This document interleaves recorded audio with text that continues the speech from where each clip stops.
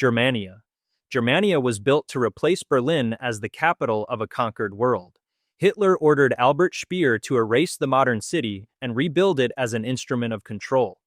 The new grid formed a vast cross over central Berlin, anchored by a 5-kilometer north-south axis, engineered for military parades. At its center stood the Volkshalle, a dome 200 meters high and 250 meters wide, sealed to hold 120,000 people beneath a bronze imperial crest. Human breath inside would condense into rainfall. A triumphal arch nearly 100 meters tall marked the southern gate, and Swedish granite reinforced government halls built to outlast centuries. A 12,600-ton concrete cylinder called the Belastungskörper tested whether Berlin's soil could bear the load. Thousands of residents were expelled into seized Jewish housing, while traffic was forced underground through new tunnels. Germania was designed as an architectural weapon, calibrated to reduce every observer to insignificance. The Greater Germanic Reich. The Greater Germanic Reich was conceived as a racial empire stretching from the Atlantic to the Urals. Hitler planned to absorb Austria, Bohemia, and Western Poland into a single German state, while turning surrounding territories into dependent satellites. Northern France, Belgium, the Netherlands, and Denmark were to be annexed to restore the frontiers of the Holy Roman Empire. Spain, Portugal, and Italy were assigned to German supervision. Britain was viewed as a potential naval partner, its men reduced to industrial labor, and its women used for Aryan breeding. The Channel Islands were planned as elite resorts, and Ireland was to be unified under joint control with Britain. General Plan Ost extended the project eastward, authorizing the expulsion or extermination of tens of millions of Slavs, Jews, and Roma to clear land for German settlers. The design transformed Europe into a managed population grid, an administrative system where ethnicity determined survival. The Breitspurbahn. The Breitspurbahn was a super railway engineered to connect the Nazi Empire on a continental scale. Conceived by Hitler in 1941, it used a 4-meter track gauge, twice the standard width, to carry trains larger than any built in history. Each passenger convoy functioned as a mobile palace, 7 meters tall with chandeliers, dining halls, cinemas, and bathing cabins for officers. Freight models contained space for tanks, ammunition, and anti-aircraft guns hidden beneath armored domes. The system was designed to replace ocean shipping, linking Berlin, Moscow, Munich, and the Mediterranean through one land network. Construction was prioritized despite steel shortages, with 84,000 tons diverted from military supply. Routes were mapped to extend deep into Eurasia after victories over Britain and the Soviet Union. The Breitspurbahn was conceived as a logistics weapon, built to move armies and populations across an occupied continent with industrial precision. The U.S. Invasion Plan. Hitler considered war with the United States unavoidable once Europe was under control. His long-term strategy relied on building a navy large enough to move millions of troops across the Atlantic. 2 routes were planned. One envisioned a joint German and Japanese offensive through Alaska and Canada, the other an assault from North Africa to New Orleans, using the Mississippi River as an inland corridor. Operation Pastorius tested the idea by sending saboteurs to destroy American factories and railways, but the mission failed when one agent defected to the FBI. The America Bomber Project followed, developing aircraft capable of striking New York and Washington directly from Europe.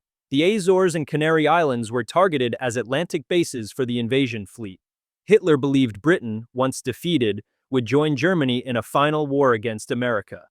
The plan marked the United States as the last obstacle to Nazi global control, the Arctic Empire. In 1938, Nazi Germany launched an expedition to Antarctica and claimed part of Queen Maud Land as Neuschwabenland. The mission's public goal was to secure whale oil and expand territorial reach, but its real purpose was to project German power to the poles. The region was mapped by aircraft dropping aluminum swastikas to mark future colony zones. Plans were drafted for a permanent base to extract resources and serve as a naval outpost. Further expeditions toward the Pacific side of Antarctica were prepared but canceled at the outbreak of war.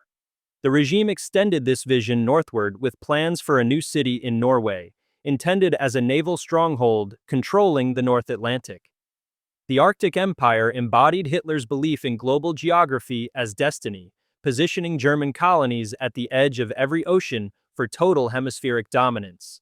Nordstern City. Nordstern was planned as a military metropolis on the Norwegian coast near Trondheim. It was designed to house 300,000 Germans and serve as the central naval command for the North Atlantic. The city's layout merged fortress construction with ideological architecture, combining war cemeteries, propaganda halls, and a monumental tower symbolizing Aryan control of the Arctic. Hitler described it as a northern Singapore, built to dominate Atlantic routes and launch naval operations toward Britain and America. An autobahn was mapped to connect Nordstern directly to Germany through Denmark and Sweden for rapid movement of troops and materials. Construction would rely on forced labor under SS administration. Nordstern was engineered as both cultural capital and operational base, intended to secure permanent German control of the Northern Hemisphere. The Global New Order. The Global New Order outlined Nazi control beyond Europe. Germany and Italy planned to divide Africa, with the north under Italy, the center under German rule, and the south managed by pro-Nazi regimes. In Asia, German communities across China, India, and the Pacific were to spread anti-Allied propaganda and destabilize colonial powers. The Middle East was marked for a unified Arab bloc under German influence, with Iran treated as an Aryan partner. Afghanistan would serve as a forward base against British India, and Central Asia was targeted for colonization and recruitment of Turkic forces. In the Americas, Germany and Japan aimed to erode U.S. power through coups and economic infiltration.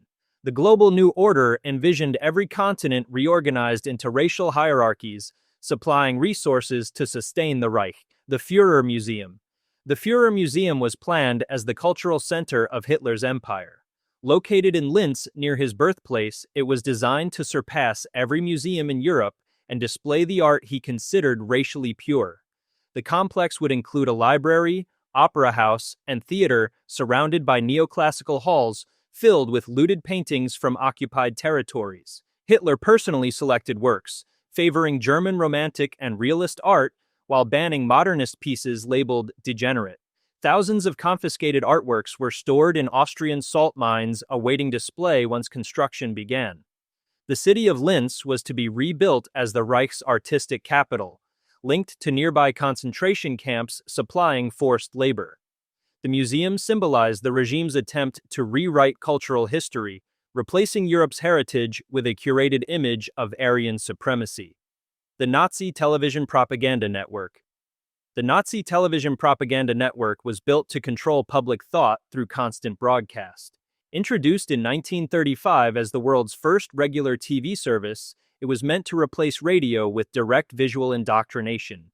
Giant 2-meter screens were planned for factories, schools, and public halls to display speeches, rallies, and executions. Programs combined family dramas with live propaganda to glorify obedience and expose dissent. Mobile transmitters were developed to reach rural areas, and citizens were ordered to report those who failed to applaud during broadcasts.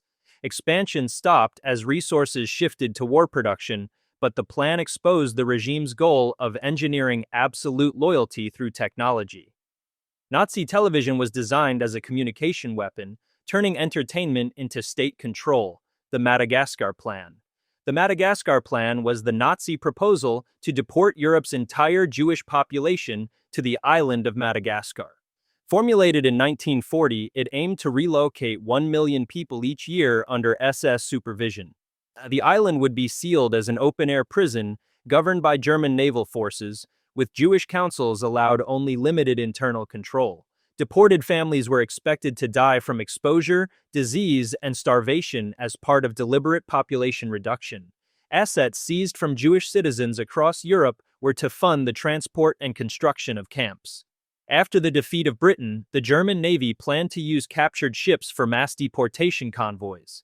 By late 1941, the plan was abandoned and replaced by the final solution, which pursued extermination instead of exile. The Madagascar Plan marked the transition from forced displacement to systematic genocide. Watch every forbidden holy book. Explained to see how power tried to rewrite faith itself. and like this video if you believe history's darkest plans should never be forgotten. Subscribe to the Queller for more brutal historical breakdowns.